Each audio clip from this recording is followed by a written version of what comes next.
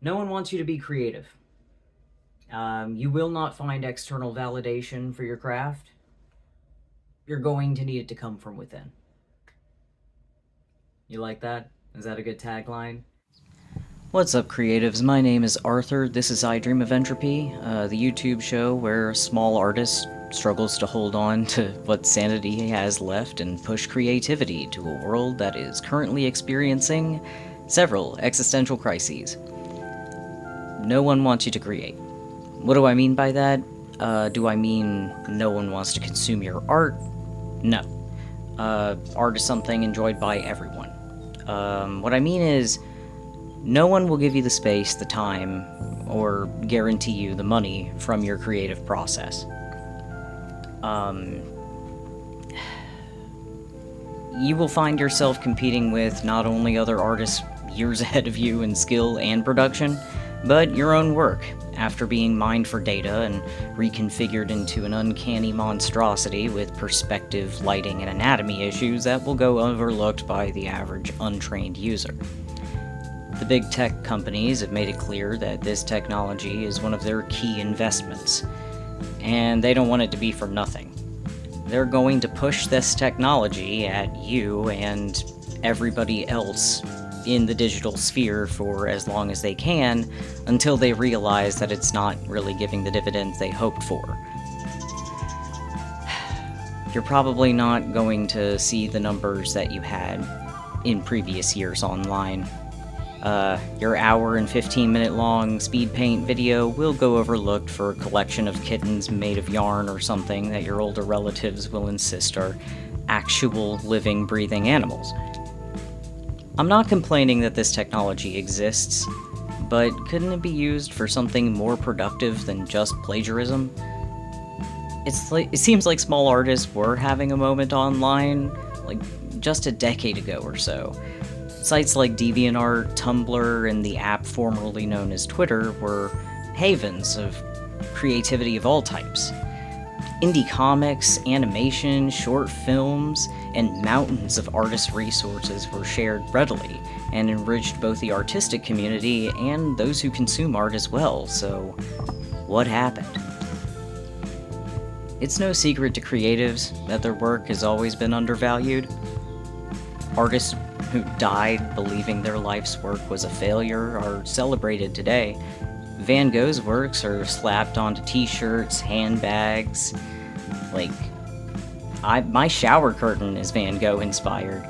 So, if we all love to consume these artists' works when they're dead, why do they have such a difficult time when they're alive?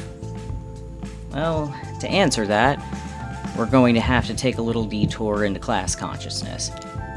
Now, I know you're not on BreadTube right now, but hear me out. Under capitalism, the worker is expected to suffer. When you have a job doing something that you love doing, it's not seen as real work, and it's undervalued. As you can see from this speed paint, played back at 8 times speed, the work itself is time-consuming. It requires diligence. It's also skilled labor. You need to train for this kind of work. Like, you need to train years to get good, and you have to maintain the skill level that you have, too. I've been drawing since I could pick up a pencil. My fingers are calloused. I love the work. Now, it's not the only reason for this diligence, but there's also a compulsion. So you have a group of people performing a skill few folks have, but on compulsion. Artists can't simply not create. You'll, lose your abilities if you stop altogether. And it's not like your day job, which tends to be something you don't feel strongly compelled to do. If money weren't an object, I probably wouldn't be spending time treating bedbug-infested rooms. The incentive drives the work, which is the money. But with art, the incentive is the work. Why then pay artists to work, if we'll work anyway? That seems to be the conclusion the AI tech bros have come to. Alright, so your work is devalued. So some even believe it to be obsolete. You've probably not been paid enough to make rent from your small art business, and you're probably underselling yourself as it is, so you can't drop prices. There's always the internet, right? One of your art pieces could go viral, and you could find a large number of potential buyers. I don't want to be unkind, but you've got about a popsicle's chance in hell of that happening in the current internet climate. The internet doesn't exist in a vacuum, and with certain political and social ideologies in power, artists tend to fare poorly. Your art isn't going to be pushed by the algorithm. It might even get suppressed in favor of somebody's, anti-feminist podcast or pro-AI opinion piece. So, here's where I disclose the source of my income. I work full-time as a pest control technician. I'm not holding out for RNGesus. I sell maybe a handful of pieces every few years when my car breaks down and I need some extra cash for repairs. I'm connecting these platforms to my coffee shop to encourage tips and commission work, but that isn't what's sustaining my creative practice. What's motivating me to start a YouTube channel? So, where does that drive come from? Me. It comes from me. That's the only edge we have. What we have is genuine and real. What we share is part of the human experience, and most folks deny themselves of that for fear that they won't be good enough, that they're untalented, they're unremarkable. But everybody has something to share. Everybody has that vulnerability that they can expose in a unique way that'll give rise to, new perspectives, new ways of seeing things. So we are what can save us from despair. The despair that we're currently feeling, the devaluation of our craft, we can support each other and build networks slowly over time. It won't be, as easy as it is for some other folks, but we can get there. We have everything we need in our own community. We can share resources back and forth to better ourselves. We can, find reputable clients through each other. I don't want you to walk away from this video feeling discouraged. I want you to walk away from this video with a sense of purpose. If you've gotten this far, you're one of the few who might make it through these times. Do not stop creating. This is the time to amp up your creativity. It's during these dark times the beauty of the human spirit comes to light through the process of creation.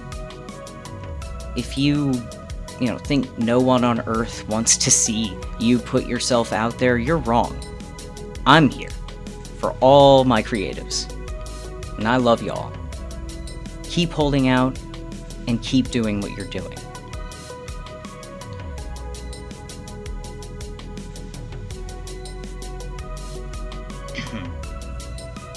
Well, after that very serious note, let's go ahead and end a little bit more positive. This is the piece that I'm working on for this anti-AI video, and it's a trend that's going around. There was a bit of a Blythe doll AI trend, and then there was an anti-AI trend where artists started drawing themselves as a starter pack, like a fashion doll. And, well, I don't know if I put the clip in yet, but I love dolls. So I've been noticing the Blythe doll AI trend going around, and then the subsequent anti-AI trend, and y'all, I like dolls. Customizing dolls is something of a hobby of mine. I haven't done anything with this recent batch, but I will. I bought too many supplies not to. I'll go ahead and post a video when I do that. The little fella on the end, I wanna deck him out with some trans pride merch. I mean, his name is Aiden. They didn't think we weren't going to think that was a trans boy, right? So you got me in my starter pack here. You got my stylus for my tablet, my Tamagotchi. I got Memechi, and I am choosing to believe that I just cared for it so well that I got Memechi, and not that I bought a later model and it's easier to get Memechi. This here is a notebook. I got a bug in a jar, very characteristic of me. I love collecting insects. I do a little bit of insect taxidermy sometime, another one of my hobbies. A patch, I also make some patches for punk jackets. Some bones, because I do a bit of bone cleaning. Yeah. And I thought this would be fun to do, maybe 5 more times. So if you take a look at my coffee shop, I do have commissions available for one like this. It's a little expensive, not gonna lie. It was time consuming to do, and if I'm gonna do it 5 more times, I'm gonna make sure it's worth it. You can also buy the exclusive image rights. I will need you to apply Nightshade to the version you're going to post to social media. If you do not have the ability to apply Nightshade, I can apply Nightshade for you. I may need to send the file over Google Doc if it's, you know, too large a file after the Nightshade is applied. Hold on a second. I think this is the point in the video where... Aha! I had walked out of the room for a few minutes to talk to my girlfriend. Who is likewise trans? How are we doing? Wonderfully. Glad you asked. This is my ball python Pretzel. Maybe I'll feature her in an upcoming video. And this is a zine. A little communist zine. I don't remember what Karl Marx looks like. I'm not beating the bread tube allegations, y'all. Oh, now comes the fun part of the video. The package. The packaging on the box. I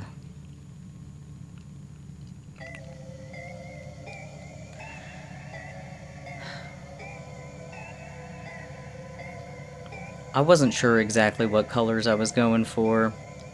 I wanted it to be like kind of rainbowy, but kind of reminiscent of a pride design. I didn't know if I wanted to go for the trans pride flag or the bisexual pride flag, but this is what I came up with. Now that I look at it, the yellow might have been better for the border, but it ended up how it ended up. And I would like to see other creatives doing the same thing. I know that I have a monster of a PC, so it might be a little bit easier for me to have things like OBS installed, and it might be a little bit easier for me to, you know, do some of these things. But I would like to see more people doing it. I was inspired enough to do it myself, and I'm sure there are other artists out there with, you know, interesting pieces that they're working on. So I would also love other YouTubers, like small art YouTubers, to tag me in their videos. I apologize for my words. I am I am stuffed up to my ears with the pollen index this year.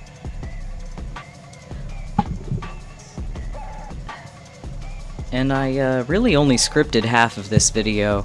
This is going to be the first upload. I hope that y'all enjoy it.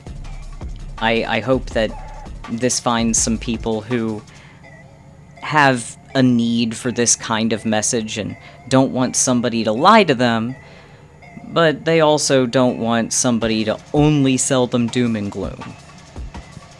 I know that doom and gloom gets clicks, but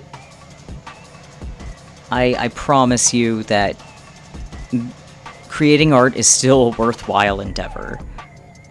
And there is somebody who wants you to create art.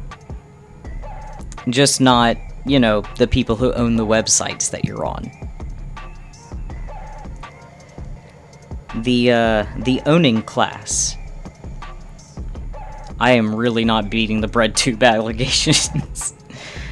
I have a difficult time matching skin tone on this thing. For one, my tablet doesn't have like a really true to like color pixel quality on its display. So like a lot of the time I'm going in a little bit blind, and I'll have to drag it up to my main display screen to make sure that everything, you know, looks correct. But I think I did pretty well matching my skin tone. I'm like kinda tan. I get that from my dad.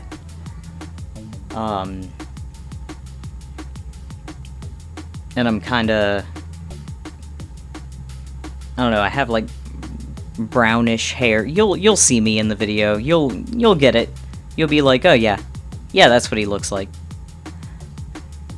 This YouTube channel has actually gotten me to do a lot of speed paints of myself recently. I don't do self-portraits often. But I tell you, I don't feel too bad about the way I look after having drawn myself a few times. I guess, you know, you get it in your head that you look a certain way, and then after long enough staring at your own face, it's like, okay, he ain't that bad looking.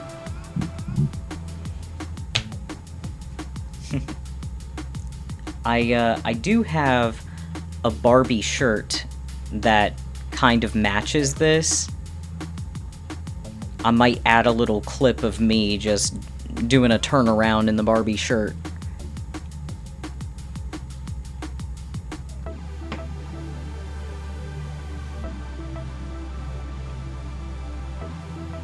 And then the basketball shorts. I kind of need another pair of basketball shorts. I've lost a lot of weight recently. It's the ADHD meds. I'm not hungry. And it was fun, you know, when I was losing hip and ass, but I've also lost some muscle mass that I've spent a lot of time gaining. So that's a little frustrating. And I drew my New Balances before I bought the pink Reeboks that match the Barbie shirt that I've got. I do like the pink Reeboks. I'll have to actually draw them in another video. I need to get better at drawing shoes. I'm not particularly good at it.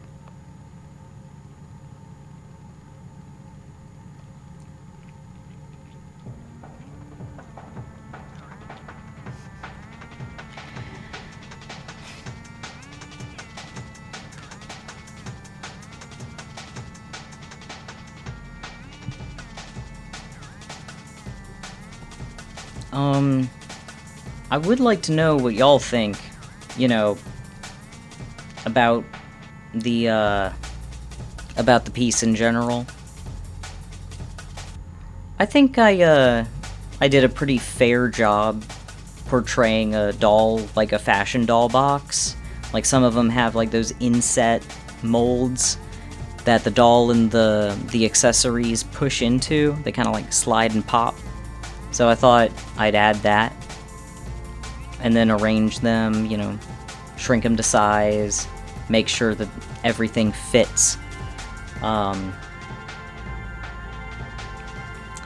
that I look at the ball python, that is not true to color. She is a little bit more vibrant looking, and her eyes are green.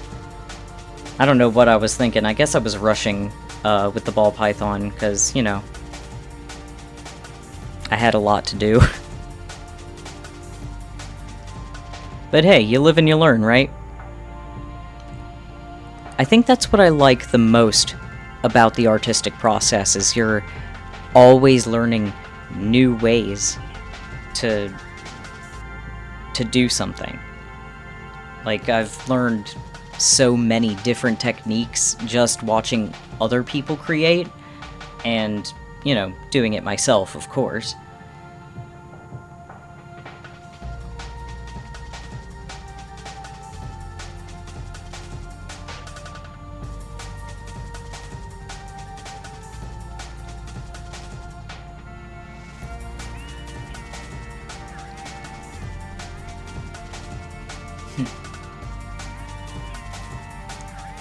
I don't know if this year is going to be one of the years the cicadas come out.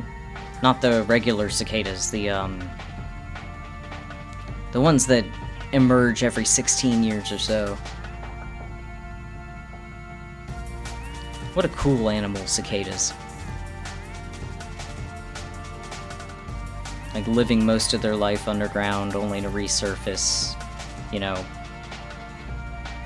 to breed and die, mostly. I mean, pretty much. They live just long enough, I think. If I were to come back, I wouldn't mind coming back as a cicada. Live just a little bit, you know, a little bit shorter, but have it be a little more impactful. Because they get done everything they need to get done. And it don't take them their whole lives. And they don't have existential dread. It must be nice.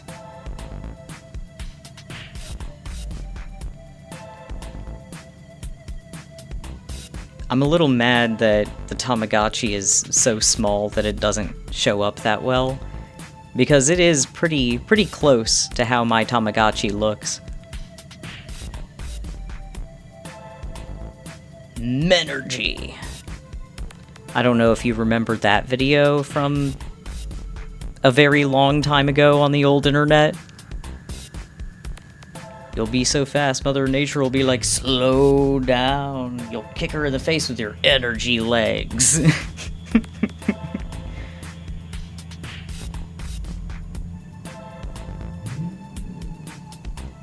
I really wish my neighbors wouldn't rev their engine whenever I try to record. Bro, it's a Mercedes. You're not impressing anyone. To be fair, I don't mean a Mercedes like...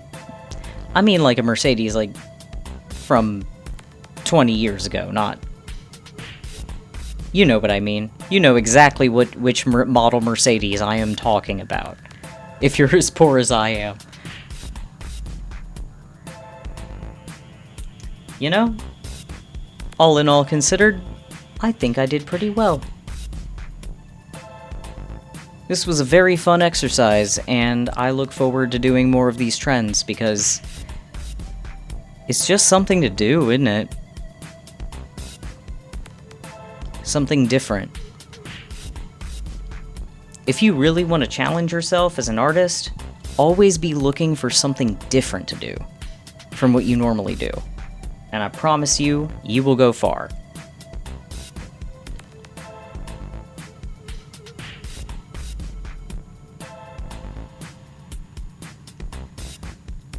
I'm sorry I only scripted the former half of this video. I really wanted to get out there what I needed to get out there, and really wanted to show y'all the rest of this art piece and the process that went into making it, so that you'd be aware. You know, you'd know that this is the kind of... this is what it takes. Artists' work. It's real work.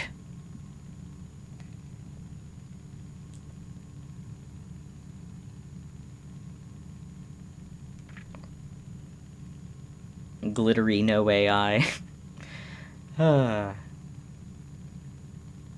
Alrighty. Looks about done. Oh, don't forget the plastic. Gotta put the little plastic bands in there. This was so fun. Alrighty. I'll see y'all in the outro.